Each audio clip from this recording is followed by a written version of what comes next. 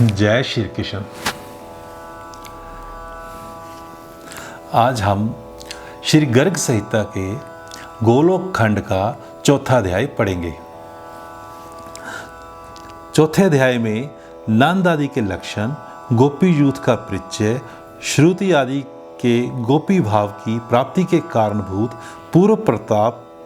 पूर्व प्राप्त वरदानों का विवरण। देखो, तीसरे अध्याय में हमने जैसे पढ़ा कि जब भगवान श्री कृष्ण जी ने ब्रह्मा जी को बताया कि कौन कौन देवता किस रूप में जन्म लेंगे पृथ्वी पर, जब वो भगवान श्री कृष्ण जी अवतार लेंगे, तो अब उसी से आगे बता रहे हैं भगवान जी।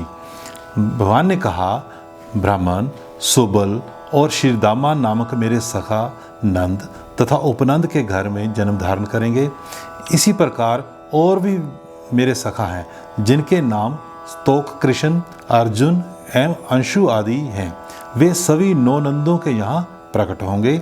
ब्रजमंडल में जो 6 वृषभानु हैं, उनके गृह में विशाल, ऋषभ, तेजस्वी, देवप्रस्थ और वरुथप नामक मेरे सखा अवतीर्ण होंगे। तब श्री ब्रह्मा जी ने पूछा, देवेश्वर, किसे नंद कहा जाता है और किसे उपनंद तथा वृषभानु के क्या लक्षण हैं? श्री भगवान जी कहते हैं, जो गौशालों में सदा गौओं का पालन करते हैं एवं गौ सेवा ही जिनकी जीविका है, उन्हें मैंने गोपाल संज्ञा दी है। अब तुम उनके लक्षण सुनो। गोपालों के साथ 9 लाख गायों के स्वामी को नंद कहा जाता है। 5 लाख गौओं का स्वामी उपनंद पद को प्राप्त करता है। वृषभानु नाम उसका पड़ता है जिसके अधिकार में 10 लाख गौएं रहती हैं। ऐसे ही जिसके यहाँ 1 करोड़ गौओं की रक्षा होती है, वह नंदराज कहलाता है। 50 लाख गौओं के अध्यक्ष की वृषभानुवर संज्ञा है। सुचंदर और द्रोण, ये 2 ही व्रज में इस प्रकार के संपूर्ण लक्षणों से संपन्न गोपराज बनेंगे और मेरे दिव्य व्रज में सुंदर वस्त्र धारण करने वाली शत चंद्रनना गोप सुंदरियों के 100 यूथ होंगे। अभी इसमें देखो, नंद, उपनंद और वृषभानु के बारे में विस्तार पूर्वक बता दिया कि जिनके पास कितनी गौ होंगी, उन्हें क्या कहा जाएगा। आगे हैं, श्री ब्रह्मा जी ने कहा, ब्रह्मा जी भगवान जी से कह रहे हैं, भगवान, आप दीन जनों के बंधु और जगत के कारण, प्रकृति के भी कारण हैं। प्रभु, अब आप मेरे समक्ष यूथ के संपूर्ण लक्षणों का वर्णन कीजिए। तब भगवान श्री कृष्ण जी बोले, ब्रह्मा जी, मुनियों ने 10 कोटि को 1 अर्बुद कहा है। जहाँ 10 अर्बुद होते हैं उसे यूथ कहा जाता है। यहाँ की गोपियों में कुछ गोलोकवासिनी हैं, कुछ द्वारपालिका हैं, कुछ श्रृंगार साधनों की व्यवस्था करने वाली हैं और कुछ शैया संवारने में संलग्न रहती हैं। कई तो पार्षद कोटि में आती हैं और कुछ गोपियाँ श्री वृंदावन की देखरेख किया करती हैं। कुछ गोपियों का गोवर्धन गिरी पर निवास है। कई गोपियाँ कुंजम्बन को सजाती संवारती हैं तथा बहुतेरी गोपियाँ मेरे निकुंज में रहती हैं। इन सब को मेरे व्रज में पधारना होगा। ऐसे ही यमुना गंगा के भी यूथ हैं। इसी प्रकार रमा, मधु, माधवी, विरजा, ललिता, विशाखा एवं माया के यूथ होंगे। ब्रह्मा जी, इसी प्रकार मेरे व्रज में 8, 16 और 32 सखियों के भी यूथ होंगे। पूर्व के अनेक युगों में जो श्रुतियाँ, मुनियों की पत्नियाँ, अयोध्या की महिलाएं, यज्ञ में स्थापित की हुई सीता, जनकपुर एवं कौशल देश की निवासिनी सुंदरियाँ तथा पुलंद कन्याएं तथा जिनको मैं पूर्ववर्ती युग युग में वर दे चुका हूँ, वे सब मेरे पुण्यमय ब्रज में गोपी रूप में पधारेंगी और उनके भी यूथ होंगे। श्री ब्रह्मा जी ने पूछा, पुरुषोत्तम, इन स्त्रियों ने कौन कौन सा पुण्य कार्य किया है तथा इन्हें कौन कौन से वर मिल चुके हैं जिनके फलस्वरूप ये व्रज में निवास करेंगी? कारण आपका ये वह स्थान तो योगियों के लिए भी दुर्लभ है। तब भगवान जी बोले, पूर्व काल में श्रुतियों ने श्वेत द्वीप में जाकर वहाँ मेरे स्वरूप भूत भूमा विराट पुरुष या परब्रह्म का मधुर वाणी में स्तवन किया। तब सहस्त्रपाद विराट पुरुष प्रसन्न हो गए और बोले, श्री हरि ने कहा, श्रुतियों, तुम्हें जो भी पाने की इच्छा हो वह वर मांग लो। जिनके ऊपर मैं स्वयं प्रसन्न हो गया उनके लिए कौन सी वस्तु दुर्लभ है? श्रुतियाँ बोली, भगवान, आप मन वाणी से नहीं जाने जा सकते, अतः हम आपको जानने में असमर्थ हैं। पुराणवेत्ता ज्ञानी पुरुष यहाँ जिसे केवल आनंद मात्र बताते हैं, आपने अपने उसी रूप का हमें दर्शन कराइए। प्रभु, यदि आप हमें वर देना चाहते हो तो यही दीजिए। श्रुतियों की ऐसी बात सुनकर भगवान ने उन्हें अपने दिव्य गोलोक धाम का दर्शन कराया, जो प्रकृति से परे है। वह लोक ज्ञानानंद स्वरूप, अविनाशी तथा निर्विकार है। वहाँ वृंदावन नामक वन है, जो काम पूरक कल्प वृक्षों से सुशोभित है। मनोहर निकुंजों से संपन्न वह वृंदावन सभी ऋतुओं में सुखदायी है।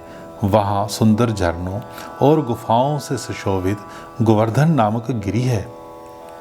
रतन एवं धातुओं से भरा हुआ वह श्रीमान पर्वत सुंदर पक्षियों से आवृत है। वहाँ स्वच्छ जल वाली श्रेष्ठ नदी यमुना भी लहराती है। उसके दोनों तट रत्नों से बंधे हैं। हंस और कमल आदि से वह सदा व्याप्त रहती है। वहाँ विविध रास रंग से उन्मत्त गोपियों का समुदाय शोभा पाता है। उसी गोपी समुदाय के मध्य भाग में किशोर वय से सुशोभित भगवान श्री कृष्ण विराजते हैं। उन श्रुतियों को इस प्रकार अपना लोक दिखाकर भगवान बोले, कहो तुम्हारे लिए अब क्या करूं? तुमने मेरा यह लोक तो देख ही लिया, इससे उत्तम दूसरा कोई वर नहीं है। श्रुतियों ने कहा, प्रभु, आपके करोड़ों कामदेवों के समान मनोहर श्री विग्रह को देखकर हम में कामनी भावना आ गया है और हमें आपसे मिलने की उत्कट इच्छा हो रही है। हम विरह ताप स्तब्ध हैं, इसमें संदेह नहीं है। अतः आपके लोक में रहने वाली गोपियाँ आपका संग पाने के लिए जैसे आपकी सेवा करती हैं, हमारी भी वैसी ही अभिलाषा है। श्री हरि बोले, श्रुतियों, तुम लोगों का यह मनोरथ दुर्लभ एवं दुर्घट है, फिर भी मैं इसका भली भांति अनुमोदन कर चुका हूँ, अतः वह सत्य होकर रहेगा।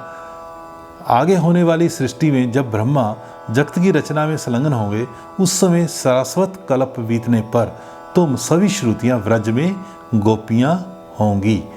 भूमंडल पर भारतवर्ष में मेरे माथुर मंडल के अंतर्गत वृंदावन में रास मंडल के भीतर मैं तुम्हारा प्रियतम बनूंगा। तुम्हारा मेरे प्रति सुदृढ़ प्रेम होगा, जो सब मेरे प्रेमों से बढ़कर है। तब तुम सब श्रुतियाँ मुझे पाकर सफल मनोरथ होंगी। तो वृंदावन में जितनी भी गोपियाँ थी वो कहाँ से आई थी, वो पूर्व जन्म में कौन थी, उनके बारे में जो बताया जा रहा है। तो सबसे पहले कौन थी? ये श्रुतियाँ। श्रुतियों को भगवान जी ने वर दे दिया था और उन्होंने ही फिर श्रुतियों ने उनसे यही मांगा था कि हमें आपसे मिलने की बहुत इच्छा है। तब भगवान जी ने उन्हें कहा कि ठीक है जी, आपकी इच्छा पूर्ण जरूर होगी कि वृंदावन में आप गोपी रूप में जन्म लोगी। तो अब आगे भगवान जी क्या बोल रहे हैं, देखो। श्री हरि बोले, श्रुतियों, तुम लोगों का ये मनोरथ दुर्लभ एवं दुर्घट है, फिर भी मैं इसका भलीभांति अनुमोदन कर चुका हूँ। ठीक है, ये अब अतः वह सत्य होकर रहेगा। ठीक है, अब देखिए भगवान जी आगे क्या कहते हैं। ब्रह्मा जी, पूर्व कल्प में मैंने वर दे दिया है, उसी के प्रभाव से वे श्रुतियाँ व्रज में गोपियाँ होंगी। अब अन्य गोपियों के लक्षण सुनो। जितनी और गोपियाँ थी, ये तो श्रुतियाँ गोपियाँ बनी, अब और गोपियों के लक्षण सुनो। त्रेता युग में देवताओं की रक्षा और राक्षसों का संहार करने के लिए मेरे स्वरूप भूत महापराक्रमी श्री रामचंद्र जी अवतीर्ण हुए थे। कमल लोचन श्री राम ने सीता के स्वयंवर में जाकर धनुष तोड़ा और उन जनक नंदिनी श्री सीता के साथ विवाह किया। ब्रह्मा जी, उस अवसर पर जनकपुरी की स्त्रियां श्री राम को देखकर प्रेम विवल हो गईं। उन्होंने एकांत में उन महाभाग से अपना अभिप्राय प्रकट किया, राघव, आप हमारे परम प्रियतम बन जाएं। तब श्री राम ने कहा, सुंदरियों, तुम शोक मत करो, द्वापर के अंत में मैं तुम्हारी इच्छा पूर्ण करूँगा। तुम लोग परम श्रद्धा और भक्ति के साथ तीर्थ, दान, तप, शौच एवं सदाचार का भलीभांति पालन करती रहो। तुम्हें व्रज में गोपी होने का सुअवसर प्राप्त होगा। इस प्रकार वर देकर धनुर्धारी करुणानिधि श्री राम ने अयोध्या के लिए प्रस्थान कर दिया। उस समय मार्ग में अपने प्रताप से उन्होंने भृगुकुल नंदन परशुराम जी को परास्त कर दिया था। कौशल जनपद की स्त्रियों ने भी राजपथ से जाते हुए उन कमनीय कांति राम को देखा। उनकी सुंदरता कामदेव को मोहित कर रही थी। उन स्त्रियों ने श्री राम को मन ही मन पति के रूप में वर्ण कर लिया।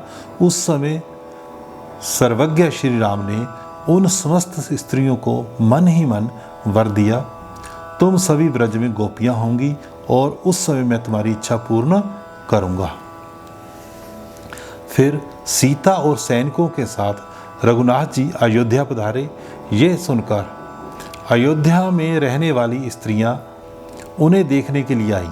श्री राम को देखकर उनका मन मुग्ध हो गया। वे प्रेम से विह्वल हो मूर्छित सी हो गई। फिर वे श्री राम के व्रत में परायण होकर सरयू के तट पर तपस्या करने लगी। तब उनके सामने आकाशवाणी हुई, द्वापर के अंत में यमुना के किनारे वृंदावन में तुम्हारे मनोरथ पूर्ण होंगे, इसमें संदेह नहीं है।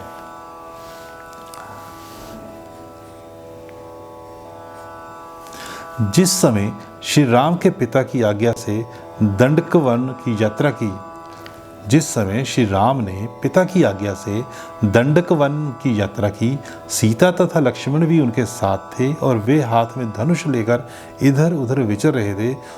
वहीं बहुत से मुनि थे। उनकी गोपाल वेशधारी भगवान के स्वरूप में निष्ठा थी। रासलीला के निमित्त वे भगवान का ध्यान करते थे। उस समय श्री राम की युवा अवस्था थी। वे हाथ में धनुष वाण धारण किए हुए थे। जटाओं के मुकुट से उनकी विचित्र शोभा थी। अपने आश्रम पर पधारे हुए श्री राम में उन मुनियों का ध्यान लग गया। वे ऋषि लोग गोपाल वेशधारी भगवान के उपासक थे। अतः दूसरे ही स्वरूप में आए देख श्री राम को देखकर सबके मन में अत्यंत आश्चर्य हुआ। उनकी समाधि टूट गई और देखा तो करोड़ों कामदेवों के समान सुंदर श्री राम दृष्टिगोचर हुए। तब वे बोल उठे, ओहो, आज हमारे गोपाल जी वंशीय वेद के बिना ही पधारे हैं।